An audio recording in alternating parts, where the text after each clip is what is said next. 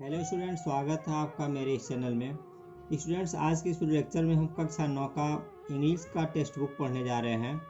मैं आपको थोड़ा सा इसके बारे में अवगत करा दूं, चूँकि आप कक्षा 8 से 9th में आए हुए हैं, तो जो कक्षा 8 में आप पढ़े हैं और जब 9th में आप आएंगे तो टोटल यह पूरी तरह से बदल जाता है। कक्षा 8 में अलग अलग विद्यालयों में अलग अलग टेक्स्ट बुक्स पढ़ाए जाते हैं, जबकि जो है आप जब 9th में आते हैं, अगर आप यूपी बोर्ड में पढ़ेंगे तो पूरे उत्तर प्रदेश में जो 9th की इंग्लिश की बुक होती है वह यही होती है।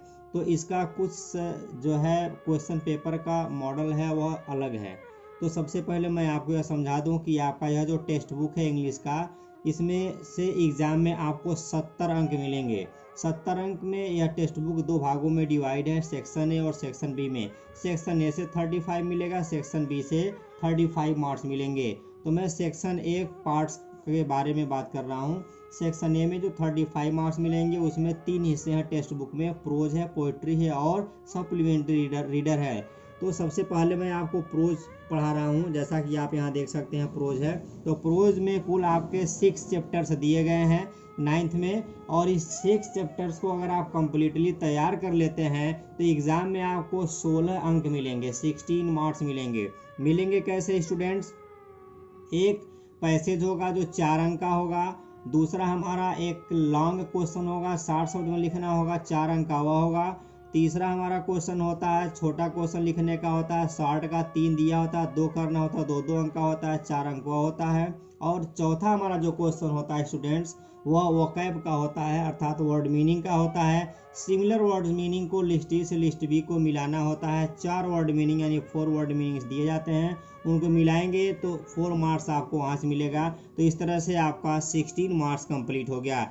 तो स्टूडेंट्स, आगे बढ़ने से पहले आपको सिलेबस क्या है जान लेना ज़रूरी है। तो आइए हम सबसे पहले आपको प्रोज सेक्शन का सबसे पहला चैप्टर टॉम सॉयर के बारे में बता रहा हूँ। टॉम सॉयर मैं आपको पढ़ाने जा रहा हूँ। देखें आप यहाँ, पहला चैप्टर आपका है प्रोज सेक्शन का सबसे पहला चैप्टर है टॉम सॉयर। स्टूडेंट्स, इसको लिखने वाले हैं मार्क ट्वेन।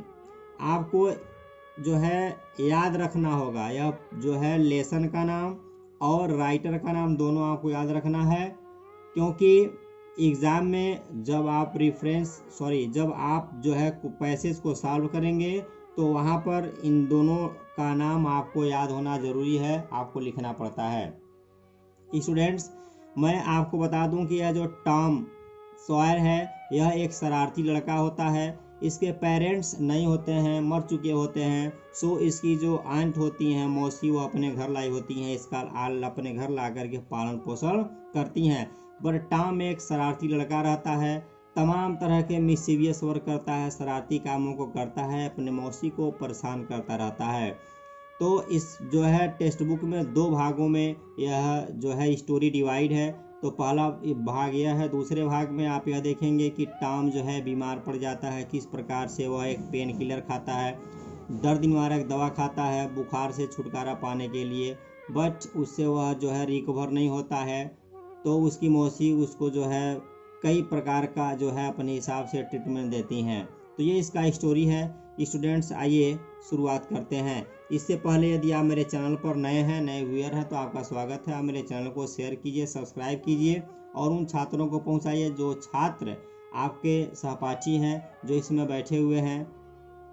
स्टूडेंट्स, स्टार्ट करते हैं। देखें, सबसे पहला हमारा जो पार्ट है, दिस इज टॉम सॉयर। यह टॉम सॉयर है।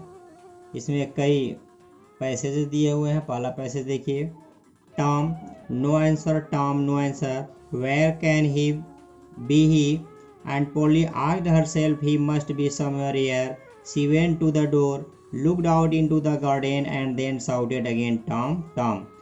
स्टूडेंट्स, स्टोरी कुछ यहाँ से स्टार्ट होती है कि जो टॉम है वह घर से गायब है, अर्थात उसकी जो आंटी हैं वह उसे देखती नहीं है, तो वह उसे आवाज़ लगाती हैं, बुलाती हैं। जैसे कैसे बुला रही हैं? टॉम बुलाई, आवाज़ लगाई टॉम, तो क्या कह रहा है? नो आंसर, कोई जवाब नहीं मिला।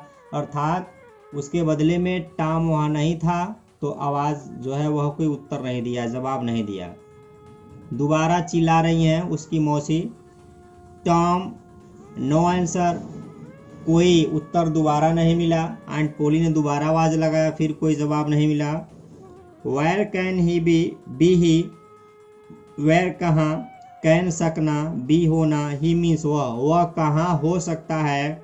एंड पॉली आस्क्ड हरसेल्फ, मौसी पॉली खुद से कहीं, खुद से पूछी। सब्जेक्ट के बाद सीधे वर्ब की सेकेंड फॉर्म हो तो स्टूडेंट्स वह पास्ट एंड डेफिनिट टेंस होता है। आप इसे याद रखेंगे। He must be somewhere here, he means उसे, मस्ट मीन्स अवश्य चाहिए, यह हमारा मॉडल है। बी मीन्स होना, समवेयर कहीं, हियर मीन्स यहीं। आंट पॉली कह रही हैं उसे यहीं कहीं अवश्य होना चाहिए। आगे देखें, she went to the door, वह दरवाजे तक गई।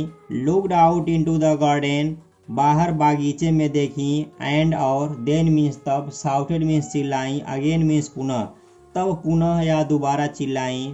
टॉम टॉम, कोई उत्तर या कोई जवाब नहीं मिला। देखिए यहाँ नो आंसर, फिर कोई जवाब नहीं मिला। आगे देखें, द ओल्ड लेडी, वह बूढ़ी महिला, स्टूड खड़ी रही, देर वहाँ, थाटफुल्ली विचारशील, विचारमग्न, विचारपूर्वक। सडनली अचानक, सी हर्ड वह सुनी, अ साउंड एक आवाज, बिहाइंड हर अपने पीछे। चूंकि यह स्टोरी है तो story students past and definite tense में लिखा जाता है, जो है पास्ट की घटनाओं पर आधारित होता है। तो जब सब्जेक्ट के बाद सीधे वर्ब की सेकेंड फॉर्म हो तो वहाँ पास्ट एंड डेफिनिट टेंस होगा, इसे आप याद रखेंगे। देखें, the old lady stood there thoughtfully, बूढ़ी महिला वहाँ विचारशील खड़ा रही, विचार मग्न खड़ा रही। Suddenly she heard a sound behind her, अचानक उन्होंने अपने पीछे एक आवाज सुनी। सी टर्न्ड राउंड क्विकली, वह तेजी से पीछे घूमी या पीछे मुड़ी। There was Tom near the cupboard door, Tom वहाँ अलमारी के दरवाजे के पास खड़ा था। कपबोर्ड मीन्स होता है अलमारी, डोर मीन्स दरवाजा। There was jam all round his mouth, उसके मुंह में चारों तरफ मुरब्बा लगा हुआ था। यहाँ जैम का तात्पर्य मुरब्बा होगा, राउंड का मतलब चारों तरफ होगा। स्टूडेंट्स आगे देखें, what have you been doing, तुम क्या करते रहे हो। आंट पॉली आस्क्ड एंग्रीली, मौसी पॉली क्रोधित होकर के पूछी। एंग्रीली मीन्स क्रोधित होकर के। व्हेन जब, टॉम डिडंट आंसर, जब टॉम ने जवाब नहीं दिया, पास्ट में नेगेटिव है। सी वेंट ऑन, तो वह कहती चली गई, कहना जारी रखी। जारी होने के लिए वेंट ऑन या कीप ऑन लगाते हैं। जैसे आप पढ़ते रहे, यू वेंट ऑन रीडिंग, मैं पढ़ाता रहा, I went on teaching. You have been stealing the jam again, तुम दोबारा मुरब्बा चुरा रहे हो। डोंट टेल मी, मुझसे ये मत कहना, दैट यू हैवेंट, कि तुमने मुरब्बा नहीं चुराया है। हैव नॉट का हैवेंट लिखा है। हैव नॉट या हैवेंट, क्या नहीं। आई, मैंने, टोल्ड यू, तुमसे कहा है, 100 टाइम्स, सैकड़ों बार। टू कीप अवे, दूर रहने के लिए। फ्रॉम मीन्स से, दैट मीन्स उस, कपबोर्ड मीन्स अलमारी। क्या मैंने तुमसे उस अलमारी से सैकड़ों बार दूर रहने के लिए नहीं कहा है। वेयर इज माई स्टिक, मेरी छड़ी कहाँ है। स्टिक मीन्स छड़ी होगा, मेरी छड़ी कहाँ है। Aunt Polly took her stick, मौसी पॉली अपनी छड़ी उठाई। ली, टुक मीन्स ली। एंड और, रेज्ड उठाई, इट इसे यानी छड़ी को, हाई मीन्स ऊंचे। She was about to strike Tom hard, वह टॉम के ऊपर जोर से प्रहार करने ही वाली थी। स्ट्राइक मीन्स प्रहार करना, मारना। वाज अबाउट टू, जब कोई काम होने वाला रहता है तो अबाउट टू का प्रयोग करते हैं। जैसे मैं जाने वाला हूँ, I am about to go, मैं जाने वाला था, I was about to go, वह मारने वाली थी। She was about to strike. Students आइए एक बार फिर हम इस यहाँ से लेकर के यहाँ तक हिंदी देख लेते हैं। टॉम, कोई उत्तर नहीं मिला। टॉम, कोई उत्तर नहीं मिला। वह कहाँ हो सकता है, मौसी पॉली खुद से पूछी। उसे यहीं कहीं अवश्य होना चाहिए। वह दरवाजे पर गई, बाहर बागीचे में देखी और पुनः आवाज़ लगाई, टॉम टॉम, कोई उत्तर नहीं मिला। बूढ़ी महिला वहाँ विचारशील खड़ी रही। अचानक वह अपने पीछे एक आवाज़ सुनी। वह तेजी से पीछे मुड़ी। टॉम अलमारी के दरवाजे के पास खड़ा था, उसके मुंह में चारों तरफ मुरब्बा लगा हुआ था। तुम यहाँ क्या कर रहे हो, मौसी क्रोधित होकर, आंट पॉली क्रोधित होकर पूछी। जब टॉम ने कोई उत्तर या जवाब नहीं दिया तो वह कहती गई, अपना बात जारी रखी, कि तुम दोबारा मुरब्बा चुरा रहे हो। क्या मैंने तुमसे उस अलमारी के दरवाजे से अलमारी से सैकड़ों बार दूर रहने के लिए नहीं कहा है। वह क्रोधित होकर कहीं मेरी छड़ी कहाँ है। आंट पोली ने अपनी छड़ी ली और इसे ऊपर उठाई। वह टॉम को मारने ही वाली थी। टॉम ने यह देखा कि मैं लग रहा है कि अब मार खा जाऊंगा, मौसी के द्वारा पिट जाऊंगा, तो चूंकि वह था बहुत शरारती लड़का, देखिए क्या कर रहा है। लुक बिहाइंड यू आंटी, मौसी पीछे देखो, शाउटेड टॉम, टॉम ने चिल्ला करके कहा। Aunt Polly looked behind her, मौसी पॉली अपने पीछे देखी। स्वाभाविक है, कोई आपसे ही चिल्ला करके कहे पीछे देखो तो आप पीछे देखेंगे ही, तो मौसी भी पीछे देखी। दिस वाज टॉम्स चांस, यह टॉम के लिए एक अवसर था। He rushed out of the house, वह घर से बाहर भाग गया। ही क्लाइम्ड ओवर द फेंस, वह चारदीवारी के ऊपर चढ़कर उस पार चला गया। सून ही वाज फार अवे, और बहुत जल्द वह वहां से बहुत दूर चला गया। आगे देखें। आंट पॉली वाज एंग्री, मौसी पॉली क्रोधित थी। But she had to laugh, लेकिन उन्हें हंसना पड़ा। यहाँ देखें, सब्जेक्ट प्लस हैड टू के बाद वर्ब रहे तो पड़ा पड़ी पड़े आता है, ना ने नहीं आता। जैसे मुझे जाना पड़ा, आई हैड टू गो, आपको आना पड़ा, यू हैड टू कम, उसे हंसना पड़ा, she had to laugh. He is a bad boy, वह एक बुरा लड़का है। शी सेड टू हरसेल्फ, वह स्वयं से कहीं। बट लेकिन, I love him, present and indefinite tense है, मैं उससे प्रेम करती हूँ। He is my poor dead sister's boy, वह मेरी बेचारी मरी हुई बहन का लड़का है। स्टूडेंट्स, मैं एक चीज़ क्लियर करा दूं कि पुअर का अर्थ कभी कभी बेचारा भी होता है। पुअर का अर्थ हर जगह गरीब नहीं होता है। I must look after him, मुझे उसकी देखभाल अवश्य करनी चाहिए। लुक आफ्टर मीन्स होता है स्टूडेंट्स देखभाल करना। I don't like to hit him, मैं उसे मारना नहीं चाहती हूँ। बट आई हैव टू, लेकिन मुझे करना पड़ता है। If I don't punish him, अगर मैं उसे दंडित नहीं करती हूँ, he will grow up lazy and wicked, तो वह आलसी और दुष्ट हो जाएगा। लेजी मीन्स आलसी, विक्ड मीन्स दुष्ट होता है। एस हाँ, आई मस्ट बी स्ट्रिक्ट, हाँ मुझे अवश्य कठोर होना चाहिए। स्ट्रिक्ट मीन्स कठोर होता है, मस्ट मीन्स अवश्य चाहिए होगा। आगे देखें स्टूडेंट्स। आंट पॉली साइड, मौसी पोली आह भर के कही, आह भरी। I'll have to punish him for stealing the jam, मुझे उसे मुरब्बा चुराने के लिए दंडित अवश्य करना होगा। यहाँ देखें स्टूडेंट्स, फॉर के बाद कभी भी अगर वर्ब आता है तो वह जो है आईएनजी फॉर्म में आता है। जैसे यह कलम लिखने के काम में आता है, तो this pen is used for writing, used for writing. But how, लेकिन कैसे। आई नो, मैं जानती हूँ।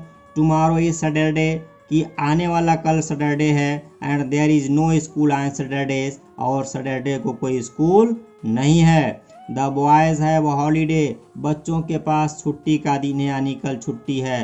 But I will make Tom work, लेकिन मैं टॉम से काम करवाऊंगी। स्टूडेंट्स, यहाँ हमारा कॉजिटिव वर्ब है, मेक और गेट कॉजिटिव वर्ब है, करवाना। मैं उससे पत्र लिखवाऊंगा, वो मैंने घोड़े को दौड़वाया, मैंने अपना बाल कटवाया। इन सारे वाक्यों का ट्रांसलेट मेक और गेट से बनेगा, मैंने एक पत्र लिखवाया। उसी तरह से यहाँ है कि मैं उससे काम करवाऊंगी। दैट विल पनिश हिम, यही उसका दंड होगा। पनिश मीन्स दंड होगा। The next day was Saturday, अगला दिन सैटरडे था। The school was shut, school बंद था। All the boys in the village were free, गांव के सभी बच्चे स्वतंत्र थे।